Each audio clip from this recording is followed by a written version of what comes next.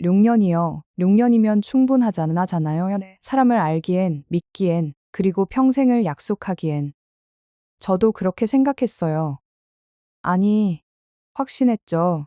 이 사람이면 괜찮겠다. 이 사람이면 끝까지 갈 수 있겠다.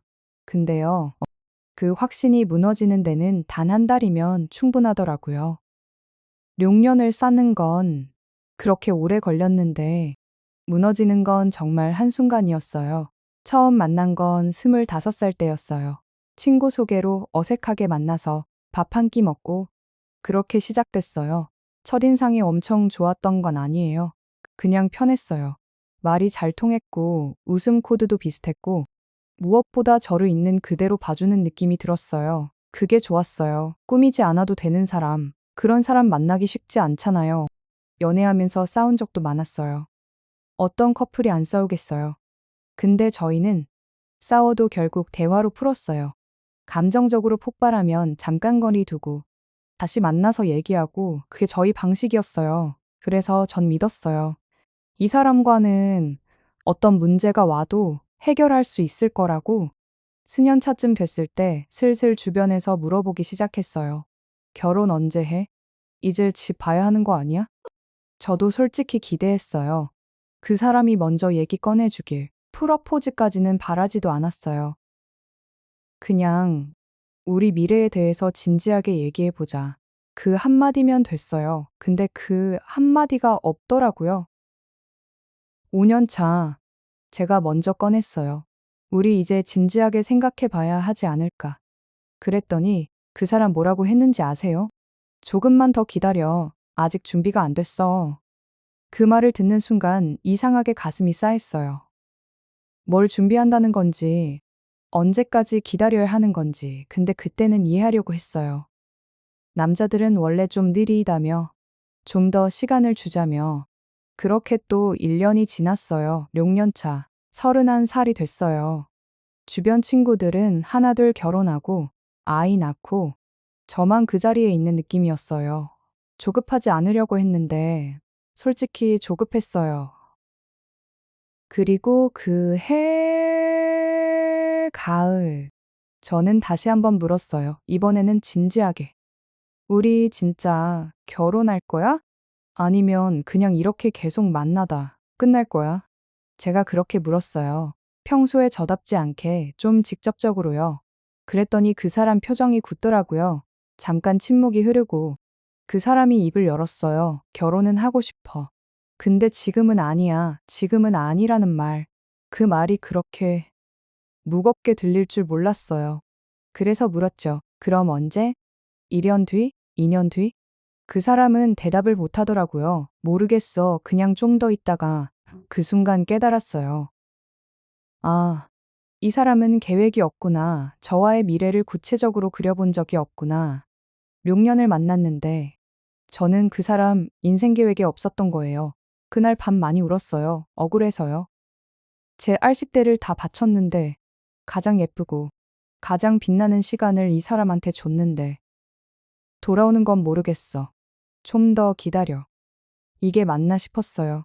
그래도 헤어지자는 말은 차마 못죠.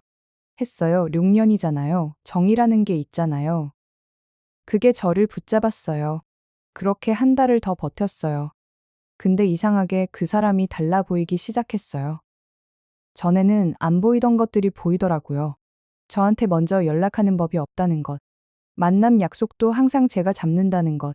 기념일도 제가 안 챙기면 그냥 넘어간다는 것. 전에는 그게 그 사람 성격이려니 했어요. 근데 이제는 다르게 느껴졌어요. 이 사람이 저를 사랑하긴 하는 걸까? 그러던 어느 날, 그 사람 어머니를 만났어요. 원래 명절마다 인사드리던 사이였거든요. 근데 그날 어머니가 하신 말씀이 있어요. 우리 아들 아직 철이 없어서 좀 더 기다려줘. 그 말이요.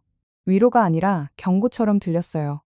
아, 이 집안은 저를 며느리로 생각하는 게 아니라 그냥 기다려주는 사람으로 보는구나.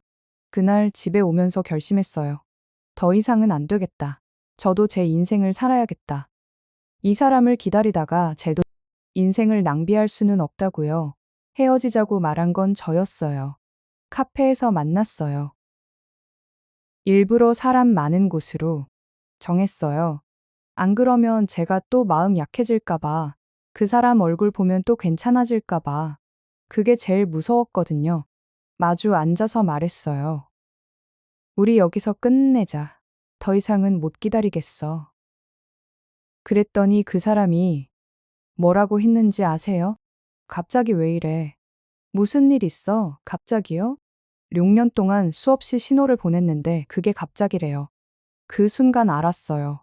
이 사람은 진짜 몰랐구나. 제가 얼마나 힘들었는지, 얼마나 외로웠는지 그래서 다 말했어요. 그동안 참았던 거, 서운했던 거, 속상했던 거, 말하면서 울었어요. 창피한데 눈물이 안 멈추더라고요.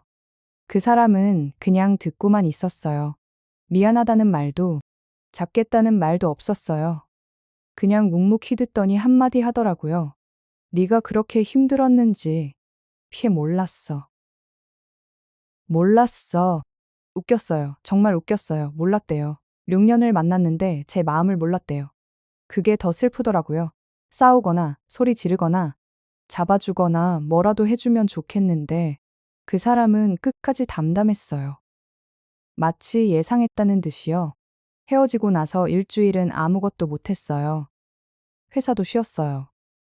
밥도 못 먹고 잠도 못 자고 눈만 뜨면 그 사람 생각이 나더라고요. 6년이잖아요. 습관이 되어버린 사람이잖아요. 아침에 눈 뜨면 연락하던 사람, 자기 전에 통화하던 사람, 그게 하루아침에 사라지니까 허전한 게 아니라 무섭더라고요. 친구들이 많이 연락해줬어요. 밥 먹자, 술 먹자, 영화 보자, 고마웠어요. 근데 위로가 안 됐어요. 사람들이 뭐라고 하든 결국 이 아픔은 제가 혼자 견뎌야 하는 거니까요. 한 달쯤 지났을 때 그 사람한테 연락이 왔어요. 보고 싶다고. 다시 생각해 볼 수 없냐고. 심장이 뛰었어요.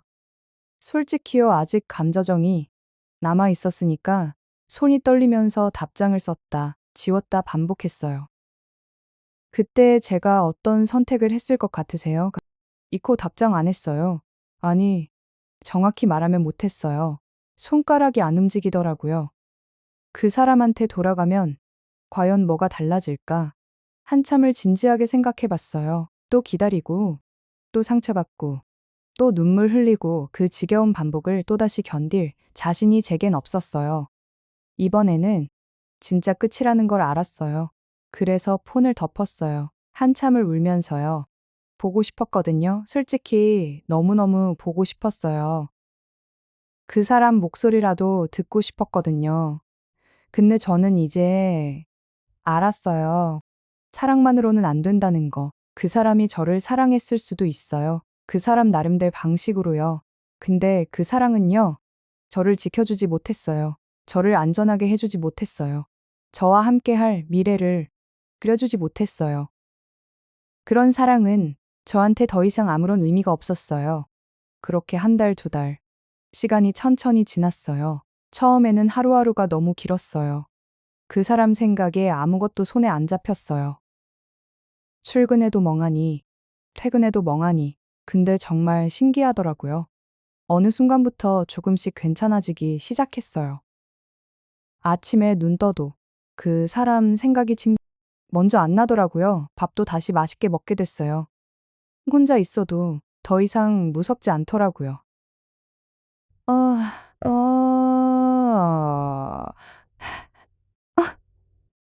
아, 오히려 마음이 편하더라고요. 지금 헤어진 지 8개월쯤 됐어요. 완전히 괜찮냐고요? 솔직히 아직은 아니에요. 문득 그 사람 생각나요. 같이 갔던 카페 앞 지나갈 때, 좋아하던 노래가 들릴 때, 그럴 때 아직도 마음이 시리게 아파요. 근데요, 후회는 안 해요. 단 한 번도요. 그때 헤어지지 않았으면 저는 아직도 기다리고만 있었겠죠. 그게 훨씬 불행했을 거예요. 여기까지 들어주신 분들께 드리고 싶은 말이 있어요. 사랑은 기다림이 아니에요. 기다려야만 받는 사랑이라면 그건 진짜 사랑이 아닐 수도 있어요. 당신의 시간은 소중해요. 무한정 멈춰 있을 필요 없어요. 이 영상이 조금이라도 위로가 되셨다면요. 구독 한번 눌러주세요. 비슷한 경험 있으신 분들 댓글로 이야기 나눠요. 혼자가 아니에요. 우리 그리고요. 저 요즘 다시 웃어요. 당신도 분명 다시 웃게 될 거게요.